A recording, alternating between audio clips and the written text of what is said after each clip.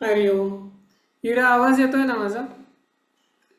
आज होस्ट मीच करत असल्यामुळे धमाले जरा. हो, येतोय आवाज. छान छान, सगळ्यांनी मस्त सांगितलं. फार सुंदर माहिती सांगितली मार्तंड मंदिराची. फारच अप्रतिम मार्तंड सूर्य मंदिर. आणि विशेष आहे, खरं तर आता गुजरातमध्ये गेलो तर मला वाटतं एक सन टेम्पल गुजरातमध्ये पण आहे, 3 टेम्पल्स पैकी, हो ना? त्या ठिकाणी आहे. तू. सन कोणार्क टेम्पल पण आहे हा. त्यातल्या त्या तीन मधलं. Right right right right. नाही, मस्त. तर छान. अशी तू गोष्ट छान सांगितलीस, मी माहिती छान दिलीस. आर्यानी फार सुंदर कलावती आईंची गोष्ट सांगितली. कलावती आईंचं सगळं कार्य, खूप मोठं कार्य मला वाटतं कर्नाटक साईडला आहे, बरोबर, बेळगाव साईडला. म्हणजे स्वामी आपले, एकदा स्वामींबरोबर गेलो होतो आम्ही, तेव्हा तिथे कलावती आईंचं एक केंद्र चालायचं, त्या केंद्रामध्ये पण गेलो होतो. फार फार सुंदर आहे. आणि कलावती आईंच्या चरित्र तर फारच अप्रतिम आहे. छोट्या छोट्या गोष्टी तुम्ही जमेल तेव्हा नक्की कव्हर करत जा. फार सुंदर, फार सुंदर. आणि नंतर कैवल्याने किती धमाल, म्हणजे तेनालीरामाची गोष्ट सांगितली. कसलं भारी की आपल्या सगळ्या गोष्टी त्या चोराच्याच बॅगेत ठेवून दिल्या त्यांनी, त्यामुळे शोध म्हटला आता. तो एक गोष्ट सगळ्यात सेफेस्ट कुठे होतं तर त्याच्याच बॅगेत होते. काय मजाच चालली आहे. तर असं करता करता करता तर हे सगळं म्हणजे आपण वेगवेगळ्या गोष्टी बघितल्या की नाही, की वेगवेगळी मंदिरं ह्या ललितादित्य राजाने, फार प्रभावी राजा होता तो आणि खूप मोठं साम्राज्य होतं त्या काळातलं. त्यांनी हे एवढं सगळं मोठं, म्हणजे त्या काळात बराच जुना काळ आहे तो खरं तर. आणि तेव्हाही इतकी मंदिरं स्थापन केली. हे धर्माचा पुनर्संस्थापना, धर्माची, खरं तर धर्माचं रक्षण संरक्षण करणारा असा हा राजा होता. तसंच कलावती आईंच्या बाबतीत जसं इतक्या सुंदर प्रसंग होते, असं मृदू अंतःकरण होतं की कळीला सुद्धा त्रास झाला, चुकून तुटली तर त्यांच्या मनामधनं, म्हणजे इतक्या वेदना झाल्या त्यांच्या अंतःकरणात आणि डोळ्यातनं अश्रू व्हायला लागले. असं मृदू अंतःकरण होतं. हे संतांचंच अंतःकरण असं असतं. आणि त्याचबरोबर तेनालीरामांची हुशारी पण बघितली आपण, एवढं विलक्षण अशा पद्धतीची बुद्धिमत्ता की एकदम, काय कुठलाही प्रसंग आला तरी बुद्धीच्या जोरावरती त्या प्रसंगावरती मात कशी करता येईल असं आपल्या कैवल्याच्या गोष्टीतनं कळलं. फार सुंदर. आणि सुरुवात आपण केली ती श्वेताताईंनी सांगितलेल्या साधनेनुसार, ध्यान साधना स्वामीजींनी आपल्याला सांगितली ती. हे सगळं केव्हा असं पटपट पटपट कळायला लागतं, जर खरोखर ध्यान साधना छान जमली तर. ह्या सगळ्याचं कॉम्बिनेशन ज्या व्यक्तीमध्ये होतं, असा जो विलक्षण पराक्रमी असा जो आपला राजा होता, त्यांचं चरित्र आपण बघतोय. शेवटचा काळ आलाय जवळजवळ, त्या चरित्रामधलं म्हणजे उत्तरार्ध आणि उत्तरार्धाचा पण शेवटचा भाग आपण बघतोय. तर त्याच्यामध्ये आज जो भाग आपण बघणार आहोत तो थोडासा राज्याभिषेकाचा भाग, आणि त्याच्यामध्ये घडलेले काही प्रसंग, बरं का, वेगवेगळे अनेक प्रसंग घडले ते बघू आपण त्यातले. आणि थोडासा आऊसाहेबांचा भाग आपण बघू. थोर तुमचे कर्म जिजाऊ, ही कविता सहज मला नेटवरती एक स्लाइडमध्ये मिळाली, फार सुंदर आहे. उपकार कधी न फिटणार, चंद्र सूर्य असेपर्यंत नाव तुमचे ना मिटणार, ज्यांनी कोणी केली आहे फार सुंदर केली आहे. आणि त्याचा अर्थ काय, तर थोडक्यात जिजाऊंनी काय दिलं आपल्या भारत देशाला, आपल्या महाराष्ट्र देशाला, स्वराज्य स्थापन करणारा, धर्माची पुनर्संस्थापना करणारा, ज्याच्यामुळे आज आपण सगळे इथे आहोत, या अनेक गोष्टी करू शकतोय, बोलू शकतोय मोकळेपणाने, असा हा छत्रपती शिवाजी राजा, आपले शिवबा, आपल्याला दिले. त्यामुळे फार फार त्यांचे उपकार आहेत. आज सगळ्याचे प्रसंग आपण मागच्या वेळेला थोडासा भाग बघितला होता राज्याभिषेकाचा. खूप खूप चित्र आहे याच्यामध्ये, पण ही चित्र बघत कशी यायची, तर लेफ्टपासनं टॉपपासनं सुरुवात करायची, खाली यायचं, मग परत वरती जायचं, परत खाली यायचं, परत वरती यायचं, परत खाली यायचं, असे ते सिक्वेन्स ऑफ इव्हेंट्स, अशा पद्धतीने घडलेले प्रसंग आहेत. झालं काय अगदी थोडक्यात, आपण मागच्या वेळेस बघितलं काय होतं, तर गागा भट्ट काशीमधनं आले, उत्तर भारतातनं आले, त्यांच्यापर्यंत ही कीर्ती गेली होती महाराजांची, आणि म्हणाले, राजा आता तू छत्रपती हो, छत्रपती व्हावे तुम्ही, ही तर काशी विश्वेश्वराचीच जणू काही इच्छा आहे, हे आई भवानीची इच्छा आहे, असं सांगितलं. आणि फार मोठं होतं बरं का हे कुटुंब यांचं. गंमत म्हणजे आता राम मंदिराची मी तेव्हा पण बहुतेक सांगितलं होतं, राम मंदिरामध्ये जी राम लल्लाच्या मूर्तीची, म्हणजे छोट्या राम बाप्पाच्या मूर्तीची, राम बाप्पाचं लहानपणीचं रूप रामलल्ला, म्हणजे त्याची जी प्राणप्रतिष्ठापना आता झाली की नाही, तर त्याच्यासाठी जे आले होते हे सगळे वैदिक पद्धतीने, म्हणजे आपल्या हिंदू धर्माला धरून, वैदिक धर्माला धरून, अशा पद्धतीने सगळी जी पूजाविधी, पूजा अर्चा जी करणारी जी व्यक्ती होती, ती म्हणजे ह्या गागा भट्टांचे वंशज होते. आणि बघा, म्हणजे मोदीजींनी पण कुठनं कोणाला बोलवून शोधून काढलं होतं. हे विलक्षण परिवार हा, अनेक त्यांचं पांडित्य आणि थोरवी तर विशेष होती, म्हणून त्यांच्या म्हणण्याला इतकी विशेषता होती, इतकं महात्म्य होतं. तर ते आले. ते आल्यानंतर मग काय, मग महाराजांना नाही म्हणता येईना. महाराजांना हे सगळं काय होतं, नकोच होतं. म्हणजे महाराज विरागी वृत्तीचे होते पूर्णपणे. पण मग आता हे एवढे मोठी व्यक्ती म्हणतीये, म्हणून मग त्यांनी त्यांच्या आज्ञेचा स्वीकार केला आणि त्या आज्ञेनुसार आणि सर्व महाराष्ट्र भूमीला, भारत भूमीलाच हे पाहिजे होतं आणि तीच जी इच्छा होती ते गागाभट्ट व्यक्त करत होते. त्यामुळे त्यांनी रायगडाची मग निवड केली म्हणजे महाराजांनी आणि रायगडाचं भाग्य उजळले आणि त्याच्यावरती आता वेगवेगळ्या पद्धतीने सगळी सजावट सुरू झाली. वेगवेगळी गावं तिथे अनेक, काही छोटी छोटी गावं पण होती रायगडावरती. अनेक लोक राहत होते, वेगवेगळे सरदार राहत होते. सर्वांना आमंत्रण गेलं. सगळी दुकानं तिथली, जो काही बाजार भरायचा, सगळीकडे नुसतेच महाराज आता आपले छत्रपती होणार असा एकच उत्साह आणि त्याच्यासाठी लागणार सगळी सजावट अशा पद्धतीने फार सुंदर दिसू लागला रायगड. आणि त्याच्यावरती एक गंमत म्हणजे बघा बरं का, इथे सिंहासन दिसतंय की नाही, तुला कुठे सिंहासन कोणाला माहिती. ब्रिटिशांनी कुठल्या तरी काळी बहुतेक ते लुटून पळवून नेलं. पण 32 मण सोन्याचं, म्हणजे 32 मण सोने, मला वाटतं 2000 किलोपेक्षा अधिक सोन्यानी एकत्र सोनं करून ते मेल्ट करून अशा पद्धतीने सुंदर सोन्याचं सिंहासन त्यासाठी घडवण्यात आलं. महाराज त्यावेळेस काय करत होते बघा बरं का, एखाद्याचा सत्कार होणार आहे, त्याला एवढं सगळं साम्राज्य, एवढं सगळं छत्रपती पद वगैरे मिळणार आहे, सगळी लोक वावा करतायत, स्तुती करतायत, काय काय काय काय कोण कोण भेटायला येते, केवढा मान. आपण एक छोटी गोष्ट सांगितली आणि सगळ्यांनी कौतुक केलं की काय भारी वाटतं आपल्याला. पण इथे हा आता छत्रपती होणार आहे माणूस, हे माणूस म्हणजे ईश्वराचा अवतारच महाराज आपले.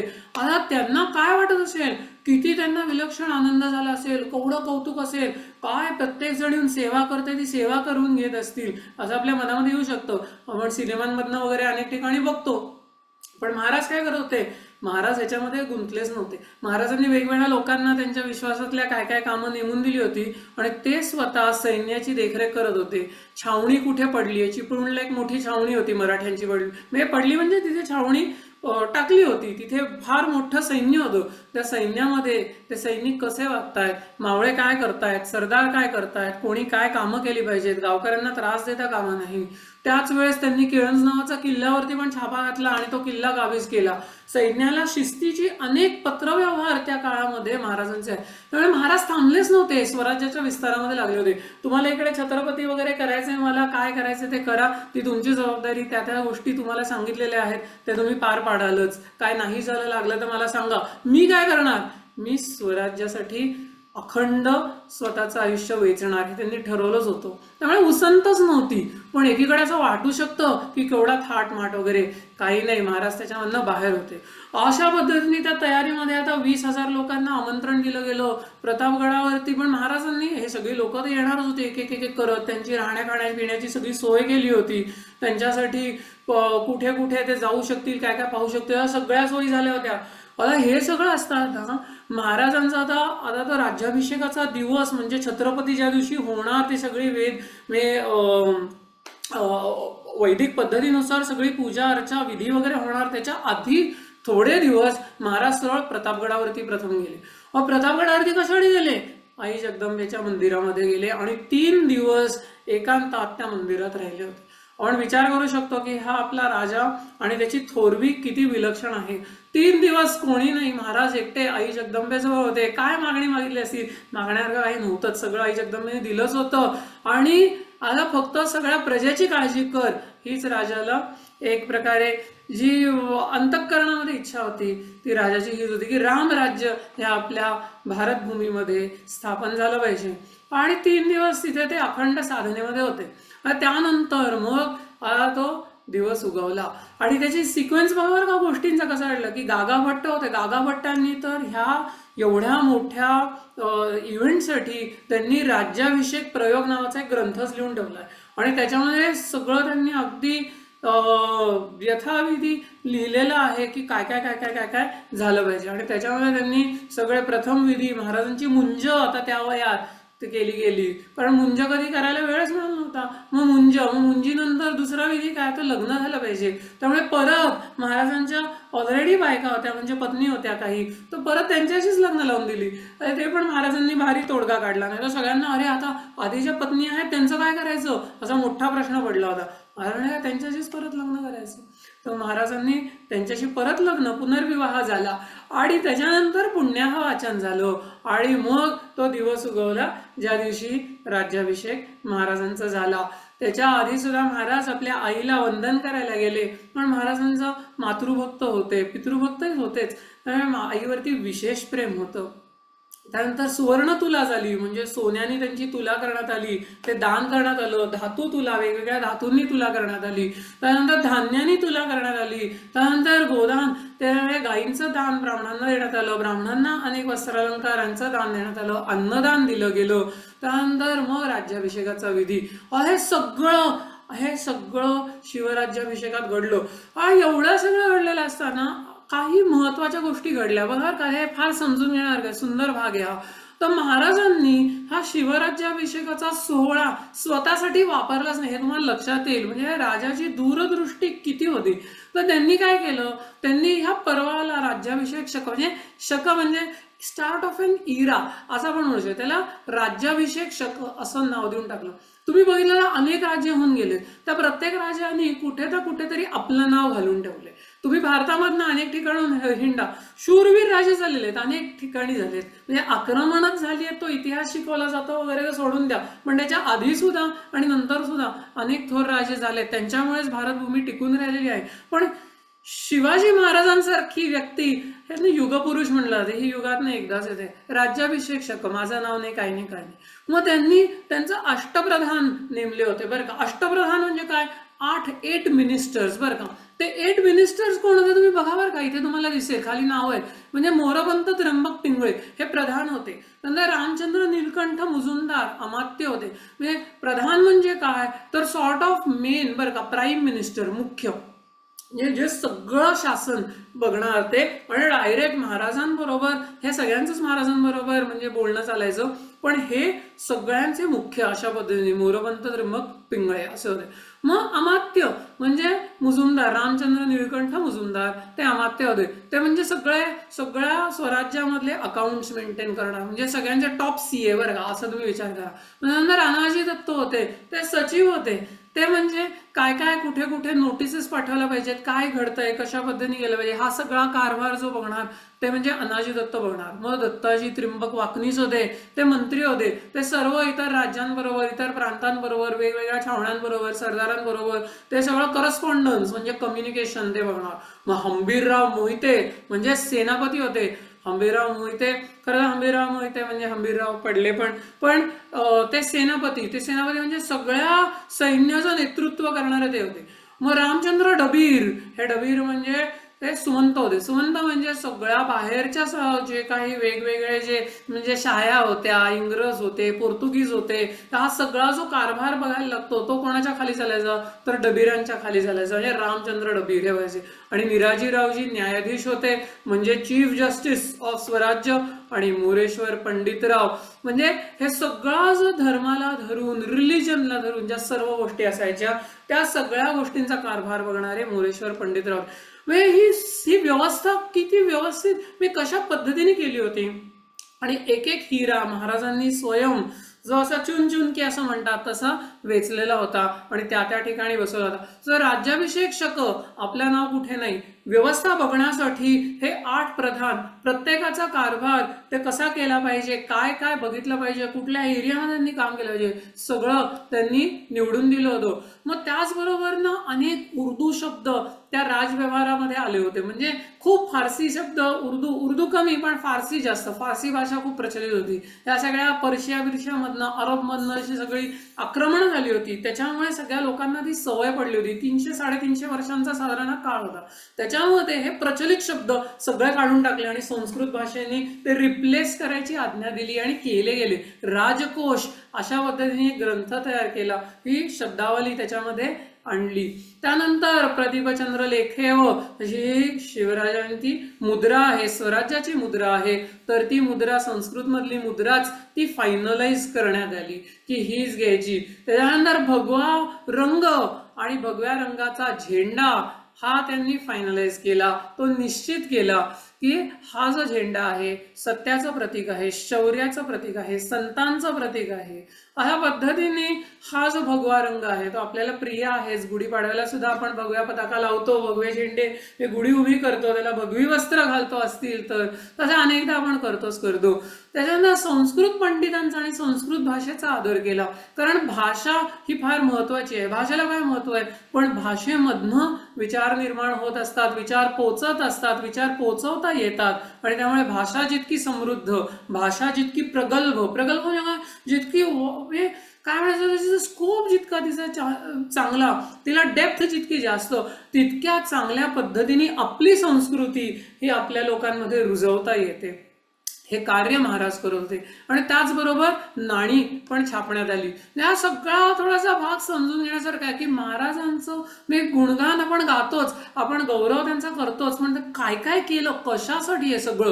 कारण हे सगळं जर तेव्हा केलं नसतं तर आत्ता आपण इथे नसतो, खरंच नसतो. म्हणजे ही परिस्थिती त्यावेळेस उद्भवली होती.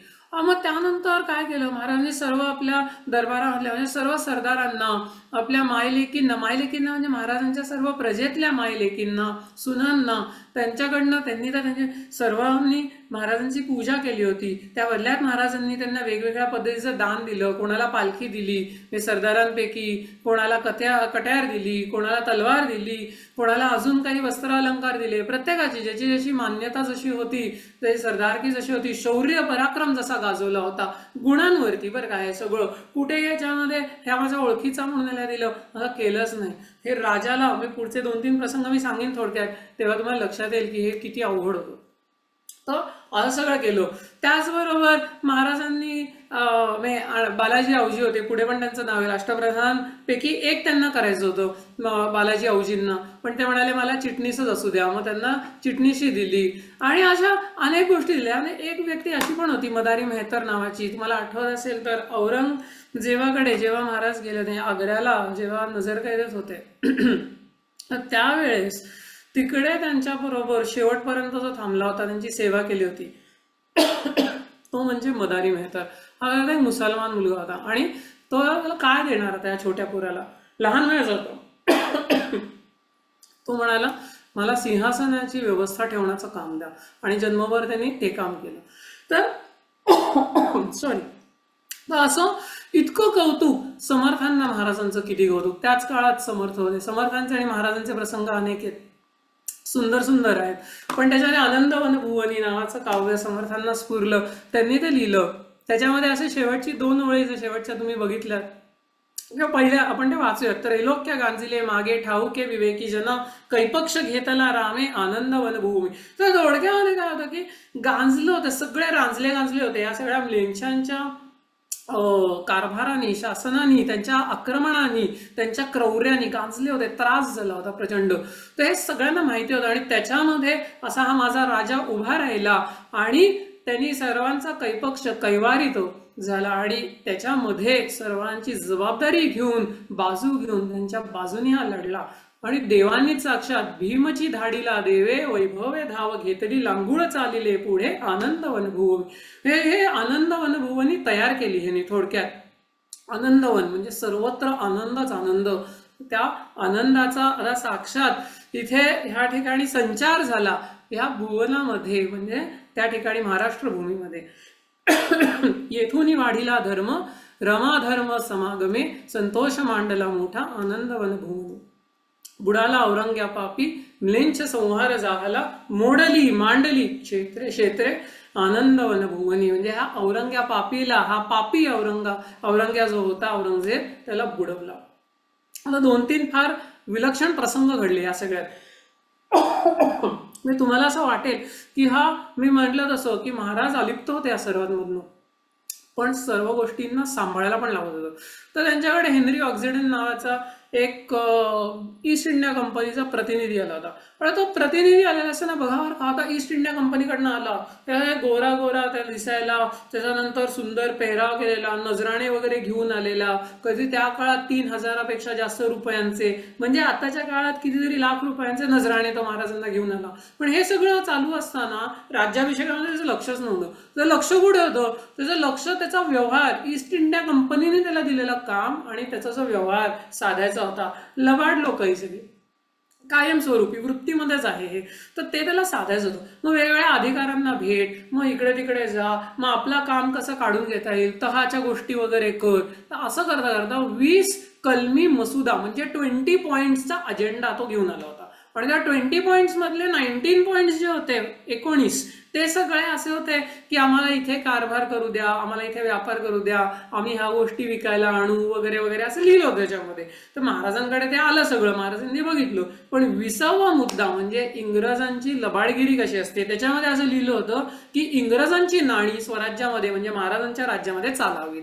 आता नाणी चालायला जेव्हा सुरुवात होईल तेव्हा हळूहळू नोटा येतील. त्यामुळे आज नाणी, उद्या नोटा आणि परवा सत्ता, असं त्यांच्या डोक्यामध्ये ही लबाडी होतीच इंग्रजांच्या. तेव्हापासून होती. महाराज बरोबर ओळखून होते. बाबासाहेब पुरंदरेंनी त्याला म्हणले की ठकास ठक भेटला. महाराजांनी 19 मुद्दे जे होते ते अप्रूव्ह करून टाकले, 20व्या मुद्द्यावरती काट मारली, खोडून टाकलं, हे असलं काय चालणार नाही असं म्हणून परत पाठवून दिला.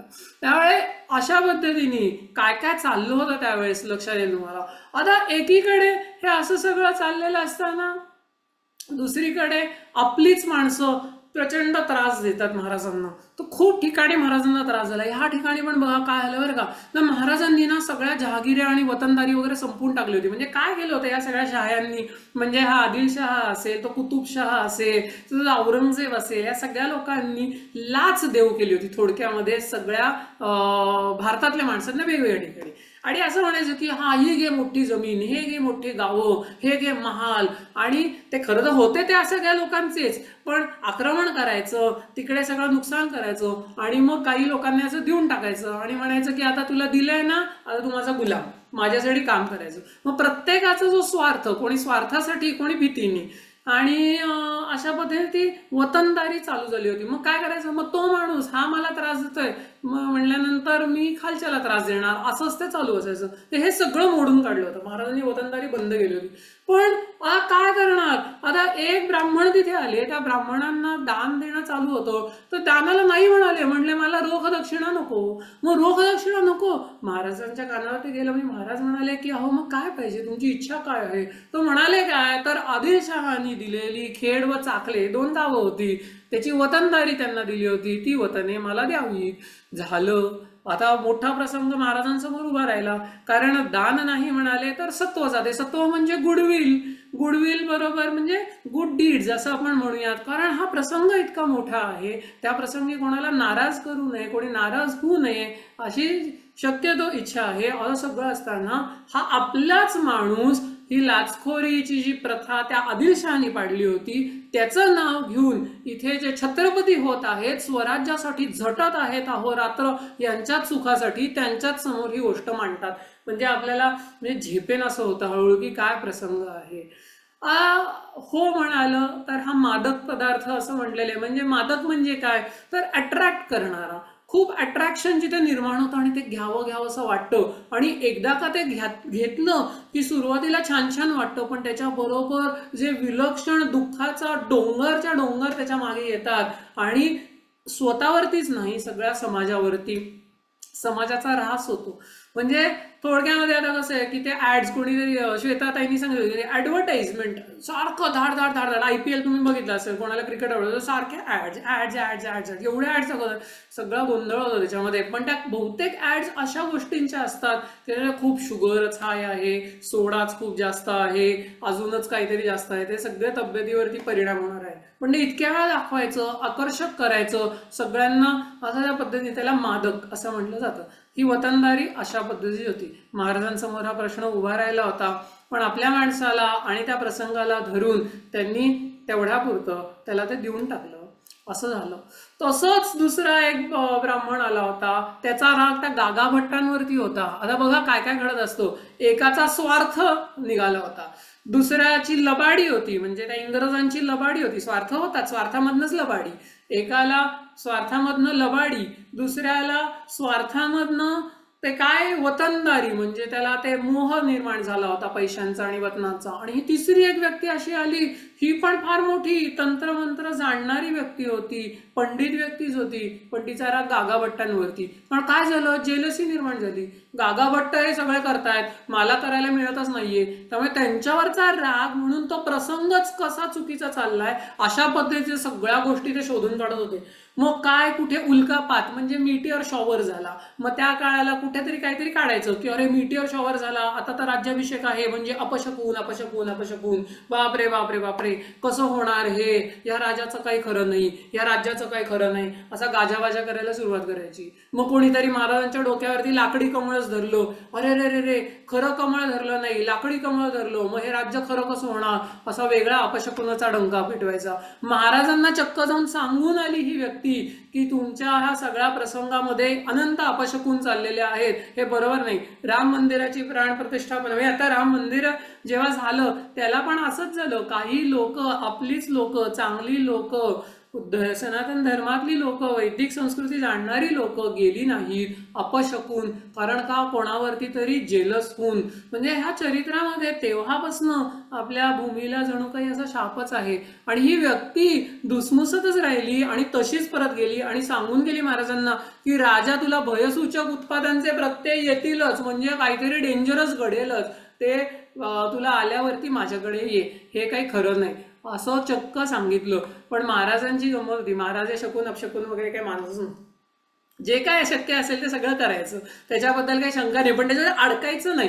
हे असं नाही म्हणून काही होणारच नाही असलं काही नाही, कारण कर्तव्य यालाच प्राधान्य महाराजांनी कायम दिलं होतं, कर्तृत्व यालाच प्राधान्य दिलं होतं. आणि मग काय, मग त्याच्यामध्ये एक फार सुंदर प्रसंग खूप पूर्वी झाला होता. राजाराम महाराज, महाराजांना मुलगा आला, राजाराम महाराज आले जन्माला, आणि ते आले ते पालथे आले, म्हणजे आईच्या पोटात नाही येता ना, तर पाठीवर न येतात त्याच्या पोटावरनं आले. म्हणजे पोटावरनं आल्यानंतर एकदम लोकांना झालं की हो मुलगा तर झालाय, पण पालथा झाला, पालथा झाला, अपशकून झाला, काहीतरी काहीतरी आपल्या कल्पना. त्या महाराज म्हणाले की पालथा झाला ना, बरं आलं, कारण हा सगळी ती दिल्लीची पातशाही पालथी घालेल असं सांगितलं. आणि असं सगळं हे मोठा प्रसंग राज्याभिषेक झाला, ह्याच्यामध्ये अनेक ह्या अशा घटना घडल्या. महाराजांनी सर्वांना तोंड दिलं, योग्य पद्धतीने सामोरे गेले, आणि हे सगळं करता करता काहीच दिवसात हा राज्याभिषेक झाल्यानंतर खरं तर हा जो विशेष प्रसंग घडला म्हणजे महाराजांची आई म्हणजेच आपल्या आऊसाहेब जिजाऊ माता, राजमाता जिजाऊ यांना देवाज्ञा झाली. आणि त्यांना सर्व इच्छा त्यांच्या पूर्ण झाल्याच होत्या. शिवबा छत्रपती झाले होते, त्या स्वराज विस्तारू लागला होता, सगळीकडे या स्वराज्याची कीर्ती पसरत होती. हे म्लेंच म्हणजे सगळे जे आक्रमण करणारे, जे सर्व अरबस्थानातनं आलेले, त्या अफगाणिस्तानाच्या मार्गे आलेले, हे बरेचसे बहुतेक सर्व मुसलमान होते. त्या सर्व चळाचळा कापत होते. त्यांना कुठेही क्रौर्य अशा पद्धतीचा गोंधळ हा घातला तर शिवाजी राजा उभा राहील आणि कापून काढेल याची भीती बसली होती. सद्गुणांचं कौतुक होत होतं, दुर्गुणांना शिक्षा होत होती. सगळं धर्म, वेद, संस्कृती, संत ऋषी या स्वराज्यात नांदू लागले होते. आनंद वनभुवनी असं म्हणलेलं आहे. हे सगळं जिजाऊंनी बघितलं. शिवबा छत्रपती झाले आणि जिजाऊ ईश्वराकडे निघून गेल्या, म्हणजे त्यांना देवाज्ञा झाली, त्यांनी देह सोडला. अशा पद्धतीने फार मोठे प्रसंग एक एक एक एक एक एक घडत गेले. आणि ह्यानंतर जो सर्व भाग आहे म्हणजे दक्षिण दिग्विजय असं म्हणलेलं आहे त्याला, की स्वराज्याचा विस्तार दक्षिणेत कसा झाला. तर एखाद दुसरा आपला स्वाध्याय होईल तेव्हा ती कथा बघू, आणि मग आपल्या महाराजांचं जे चरित्र आहे त्याची सांगता होईल. आता आपण या ठिकाणी थांबूयात. हर हर महादेव.